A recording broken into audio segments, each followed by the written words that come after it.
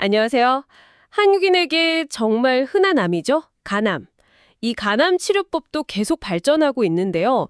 혹시 고주파 열 치료술, RFA라고 들어보셨나요? 이게 비교적 덜 알려진 방법 같아서요. 오늘 좀 제대로 파고 들어볼까 합니다. 네, 안녕하세요. 오늘 공유해 주신 여러 자료들, 블로그 글부터 국감정보센터 또 대한간암회 자료까지 다 봤는데요. 이 RFA가 과연 어떤 치료법인지, 어떤 의미가 있는지 좀 깊이 살펴보려고 합니다. 특히 많은 분들이 궁금해하시는 그 보험 문제, 이것까지 확실하게 짚어드릴게요. 아, 좋습니다. 오늘 이 시간 통해서 RFA가 뭔지 핵심을 딱 파악하고요. 특히 이제 치료 과정이나 그 이후에 우리가 뭘 알아야 하는지 그런 점들까지 확실히 알아가실 수 있게 저희가 안내해 드리겠습니다. 바로 시작하죠. RFA, 이게 정확히 어떤 원리인가요? 네, 그러니까 간단히 말하면요. 암세포를 태워서 없애는 시술이에요. 먼저 초음파로 암 위치를 정확히 찾습니다. 그 다음에 아주 얇은 바늘, 전극이죠. 이걸 암에 꽂아요. 그리고 거기에 고주파 전류를 흘려보내는 겁니다. 그러면 바늘 끝에서 열이 나거든요. 한 섭씨 45도 이상. 이 마찰열로 암세포를 그냥 태워서 죽이는, 즉 괴사시키는 방식입니다. 이걸 소작술이라고도 불러요. 아, 소작술이요. 바늘로 찔러서 열로 태운다. 굉장히 정밀한 기술 같네요. 그럼 모든 가난 환자가 이걸 받을 수 있는 건 아니겠죠, 당연히. 어떤 경우에 주로 이걸 고려하게 되나요? 네, 맞습니다. 주로 이제 초기 간암 환자분들 대상인데요. 간 기능이 좀 많이 안 좋으시거나 아니면 종양이 여러 개 있어서 아예 수술을, 그러니까 간 절제술이 좀 부담스러운 분들께 좋은 대안이 될 수 있어요. 아하, 수술이 어려울 때요? 네.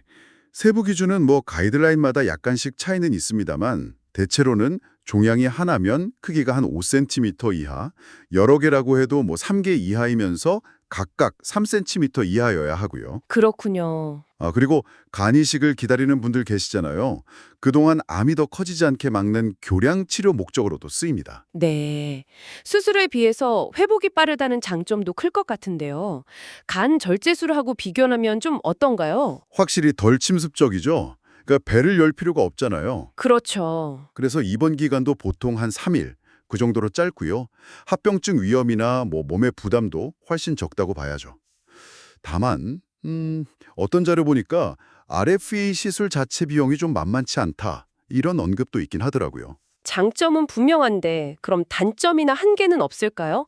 예를 들어서 효과 면에서요. 수술하고 견출만 한가요? 네, 그거 아주 중요한 질문이십니다.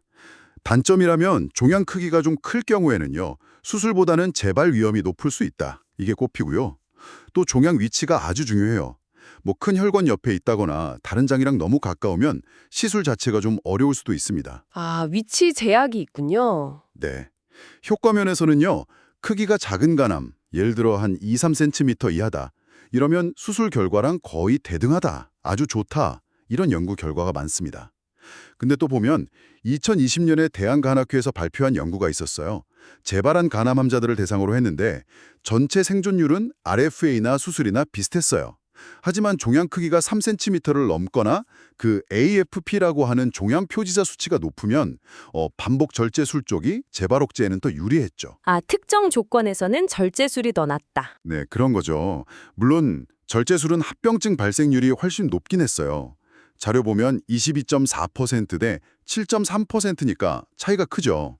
그래서 어떤 경우에 RFA가 첫 번째 선택지가 될 수 있느냐, 이건 여전히 논의 중인 부분입니다. 효과와 위험 사이에서 정말 잘 따져봐야겠네요. 그런데 이렇게 효과적인 시술을 받고도 보험금 청구할 때 이거 수술 아니에요 하면서 지급을 거절당할 수도 있다고요? 이건 진짜 중요한 문제 같은데요? 바로 그겁니다. 이게 오늘 저희가 좀 주목해야 할 어쩌면 숨겨진 함정일 수 있어요. 대부분 보험 약관을 보면 수술의 정의가 있잖아요. 보통 생체 조직을 자르거나 절단, 도려내는 절제 이렇게 정의하거든요. 네네. 그런데 RFA는 아까 말씀드린 것처럼 바늘 넣고 열로 치료하는 방식이다 보니까 일부 보험사에서는 이걸 약관상 수술에서 제외되는 항목, 그러니까 천자, 바늘로 찌르는 거예요. 여기에 해당한다고 해석을 하는 거예요. 그래서 수술비를 못 주겠다. 이렇게 나오는 경우가 생기는 거죠. 와, 시술은 분명 받았는데 약관 정의가 다르다고 보험금을 못 받을 수도 있다니 이거 진짜 황당하겠는데요? 실제 사례도 있으셨죠? 네, 그 공유해주신 블로그 글에 딱 그 사례가 나오더라고요. 보험사가 개복해서 자르거나 도려낸 게 아니니까 수술비 못 준다 이렇게 통보를 했는데 이 환자분께서 치료 내용이나 의사소견서 같은 걸 근거로 아주 강력하게 이의를 제기하셨대요. 그래서 결국엔 수술비를 받으셨다고 합니다. 아, 다행이네요. 네, 그리고 그 뒤에 추가로 RFA를 2번 더 받으셨는데 그것도 다 보상받았다고 하고요.